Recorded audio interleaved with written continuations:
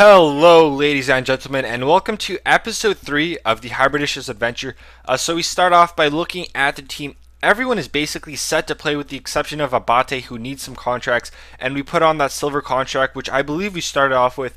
So now we just need to find ourselves a bench. And of course, I was looking through the comments, and someone suggested I pick up a Meunier, another cheap left wing from France. And he's going to be a perfect interchangeable player with Griezmann, and of course I couldn't use him as a impact sub. And then we also pick up a Sissoko, another interchangeable player with Mbangu. We're basically going to play both and see who plays better in that position. We pick up a Rodriguez, a Borch, some random players on the bench. I really don't plan on using them. They're just there for filler. And I believe that is about it. So then we go and we find ourselves a Munoz. I completely forgot about Munoz. I bought a Samuel. I thought he was the best Argentine center back, but I can't believe I forgot about Munoz. I did a U21 squad, and I used Munoz. Great defender, really fast, really strong. So I decided to put a 1,000 coin bid on him, and of course there was 50 minutes remaining, and I didn't really feel like wasting any time. I didn't really have anything to do at that time, so I decided to do a little bit of trading, get ourselves a bit more coins, just a head start on the series. So you pick up a Carmono, I believe, in a 4-5-1 formation for 300 coins. I'll probably resell him for around 1,000 coins, so that's a pretty decent profit. We found an Olav. Olav is in a pretty bad formation, not very desirable, but for 400 coins you could still make 2 to 3k off him, depending if you do get lucky. And of course, Spearing, a very interesting choice. Now originally he is set as a center mid, so whoever bought him and decided to sell him put a 4-1-2-2 card on him, and we all know those are very expensive. So I decided, let's take a shot at the dark. Maybe I could find a desperate Liverpool fan who is willing to overpay, not necessarily overpay, because if they do want to put Spearing in that formation, they're looking to pay upwards of 5,000 to 6,000 coins. So I decided to put him for 2,300 coin buy now, and he might sell, he might not. It's basically just a shot at the dark. Like I said, we might get lucky and find a desperate fan who is willing to play him in that formation. So now we still have some extra time. I decided not to trade anymore. It was getting a little bit boring. So I decided, let's make ourselves a custom set piece. Now this is not the custom set piece I use for the overheads. I promise I will make a guide. This is something more practical for competitive gameplay. It's basically something you would score and with your head, something very practical, very effective also.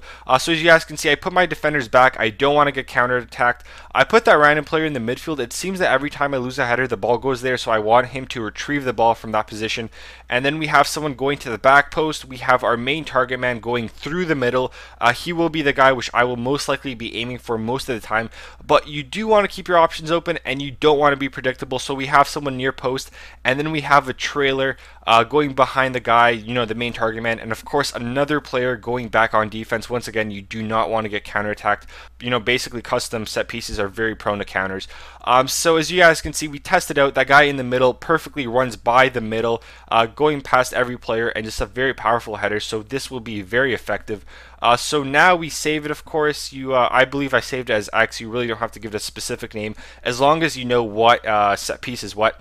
Now what we have to do, and I find this a little bit annoying, is we have to do it again on the other side. I really wish EA Sports maybe made a method where you could possibly just kind of translate one set piece from one side to another, as opposed to having to do it all over again. I know that would be very practical, as opposed to once again, me having to do everything all over again, and of course not being able to perfectly mimic every side. But we do the same thing. We put that guy in that spot. It seems the ball always goes out there, and in this position I have another center back. Last time I used the Sacco, this time I'm using Mexis.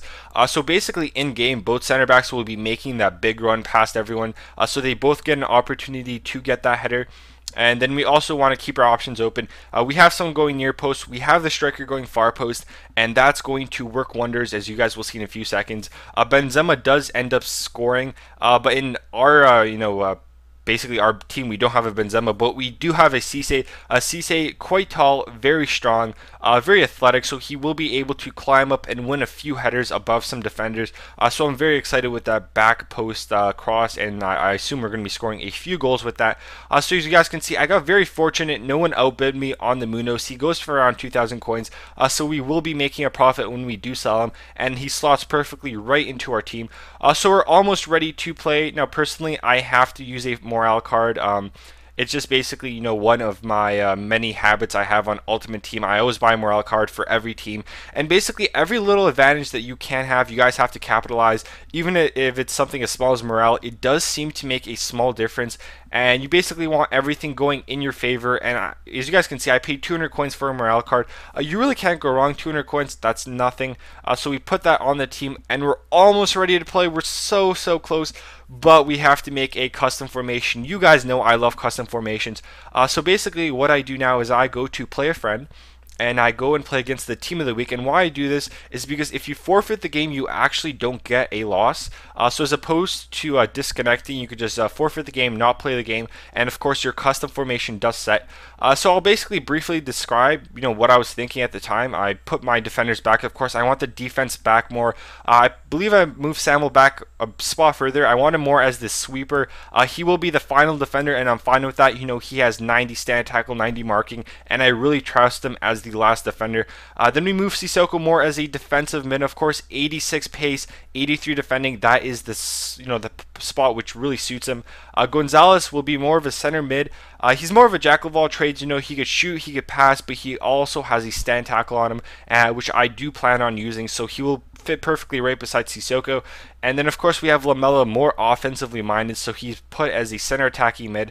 Of course he's not that fast, but as a center attacking mid in that position you won't get too much open space. So I can utilize his skill moves, utilize his agility without really feeling his lack of pace. And then of course I decide to switch the wings. Now you can do this in game, but I decided to do it in the formation. Not waste any time with the anything else. I just put on the formation and both the players swap wings. Now originally I put them out too far, just a little too far. Of course I switched them so I could purposely shoot on their preferred foot, cut in, get that finesse shot, maybe lay it off.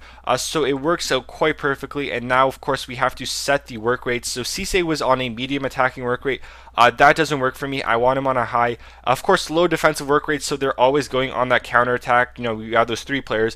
Lamela with a medium defensive work rate, so he comes back and he kind of distributes the ball to the attackers. And Gonzalez on a medium. He's going to be more of the kind of the free roamer. He might come back on defense, he might go back on offense, basically depending what I need in that certain time. And of course, that is the custom formation. So we are done going into our first game. And usually I will be playing tournaments, guys, but my first game I like to play online, get an easier game, and just kind of see how the team plays, and also get a nice start to the series. So we come up against this guy, pretty decent team, but he didn't want to play, and that's really annoying, guys. I play anyone, doesn't matter what your chemistry is, what your rating is, I will play any player. And the only reason why I would leave a game is because of latency. If it is on 2 latency or 1 latency, I'm not really going to waste my time. Of course, it's a very unfair game. In a sense that it's really choppy. It's not that fun. So I will leave in that situation, because you guys can see his team. Fabregas is a striker, interesting choice. He does have Pedro and Sanchez on the wings.